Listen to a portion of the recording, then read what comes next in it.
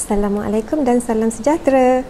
Berjumpa kita sekali lagi dalam kelas Ahli Bentuk Komunikasi semester 3. Kali ini kita akan cuba jawab soalan pola perbandingan yang melibatkan 1 tahun sahaja. Okey? Dan bentuk soalannya juga agak berbeza. Jadi apakah yang berbeza tu? Jom kita tengok soalan.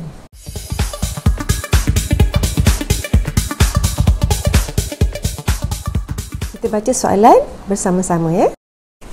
Berdasarkan maklumat dalam jadual di bawah, huraikan tentang bilangan penumpang antarabangsa yang dikendalikan di lapangan terbang terpilih di Malaysia pada tahun 2013. Jelaskan sebab-sebab penumpang antarabangsa datang ke Malaysia. Seterusnya, kita tentukan kehendak soalan. Baik, dari soalan ni, kehendak soalannya minta kita huraikan tentang bilangan penumpang antarabangsa yang dikendalikan di lapangan terbang terpilih di Malaysia pada tahun 2013. Okey, jadi itu kehendak soalan analisa data.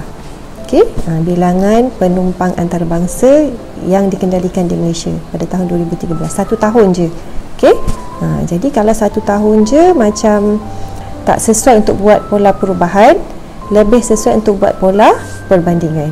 Jadi kita akan cuba jawab analisa data untuk soalan kali ini dengan menggunakan pola perbandingan berdasarkan maklumat yang diberi dalam jadual ya. Okey, soalan seterusnya, jelaskan sebab-sebab penumpang antarabangsa datang ke Malaysia. Okey, jadi analisa pengetahuannya minta untuk kita carikan sebab-sebab kenapa penumpang antarabangsa suka datang ke Malaysia. Okey, jadi kehendak soalan di sini formatnya ialah 2 tambah 2.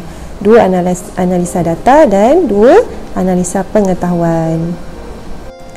Langkah seterusnya, analisa data. Okey, analisa kali ini kita akan buat perbandingan data berdasarkan jadual. Okey, jadual di sini menunjukkan bahawa terdapat 2 jenis jadual, iaitu ketibaan dan berlepas. Penumpang yang tiba dan penumpang yang berlepas daripada lapangan terbang di Malaysia. Okey, di sini terdapat 7 jenis, 7 tempat lapangan terbang antarabangsa di Malaysia. Okey, jadi memandangkan kita tak boleh buat pola perubahan, so kita akan buat pola perbandingan. Okey, di sini terdapat 4 cara untuk kita membuat analisa perbandingan. Jadi apakah 4 cara tu? So yang pertama, kita boleh membuat analisa berdasarkan jumlah mengikut lapangan terbang. Okey, jika dilihat di sini, lapangan terbang yang paling ramai penumpang menggunakannya ialah lapangan terbang Pulau Pinang, dan yang paling sedikit ialah lapangan terbang Miri. So kita dah dapat kat sini mengikut lapangan terbang yang paling tinggi ialah Pulau Pinang dan yang paling rendah ialah Miri. So langkah kedua, jenis analisa yang kedua ialah jumlah mengikut penumpang. Okay, so kita tengok yang mana paling tinggi, mana paling rendah. Okay, daripada sini kita boleh lihat jumlah penumpang yang berlepas lebih ramai berbanding jumlah penumpang yang tiba ke lapangan terbang di Malaysia.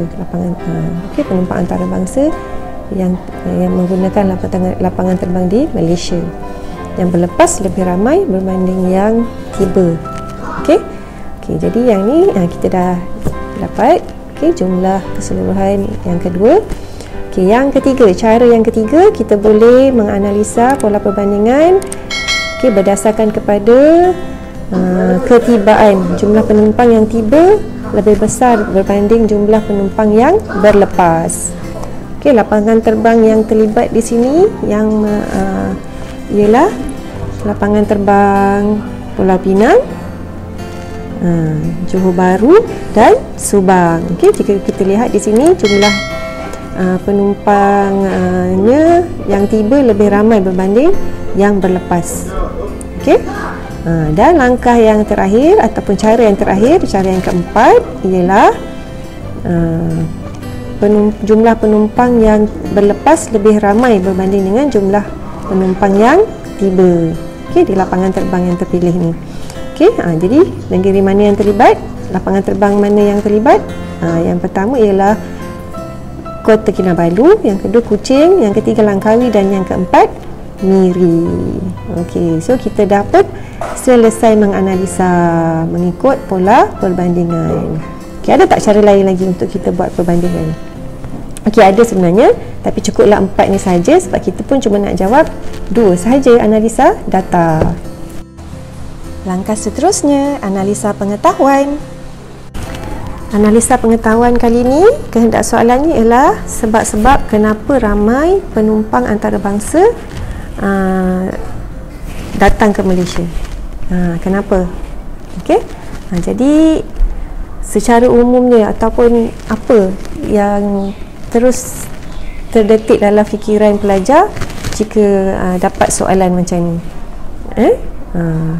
Kalau kita nak pergi luar negara, kenapa kita nak pergi negara tu?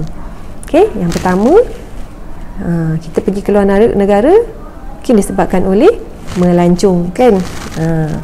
Okay, lagi yang kedua, kalau tak melancong pun sebab bekerja, urusan rasmi, kan?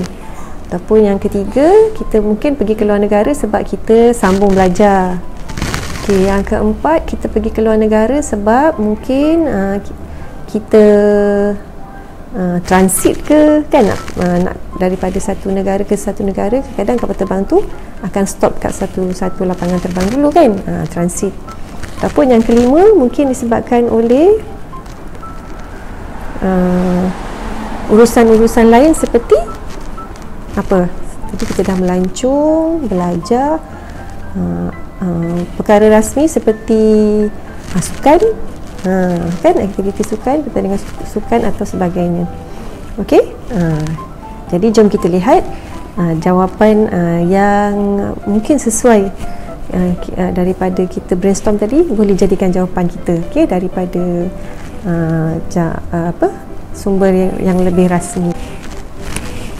Ini dia jawapannya. Yang pertama, hal rasmi. Yang kedua, transit. Okey. Yang ketiga, perkhidmatan perubatan. Okey, kadang-kadang datang kat negara kita sebab nak dapatkan rawatan yang tak ada dekat negara lain ataupun rawatan dalam negara kita lebih murah. Okey, yang kelima, destinasi pelancongan. Okay, tadi kita ada senaraikan. Yang keempat, melanjutkan pelajaran pun kita ada senaraikan tadi. Dan yang kelima, acara sukan, kan? Okey, jadi dah siap analisa pengetahuan kita. Okey, kita dah pun siap menyelesaikan soalan kali ini. Soalan ini istimewa sikit kerana ia soalan berbentuk 2 jadual yang diselesaikan dengan menggunakan kaedah pola perbandingan. Okey, jadi jika pelajar pernah menjawab soalan-soalan yang lepas, jadi kaedahnya kita boleh gunakan untuk soalan kali ini. Okey, kaedah pola perbandingan tu boleh digunakan, diaplikasikan untuk menjawab soalan kali ini, di mana pelajar perlu menjawab dengan menggunakan kaedah yang lebih kreatif. Okey, tahniah kepada semua pelajar yang berjaya menjawab soalan ini. Jumpa lagi dalam kelas yang akan datang.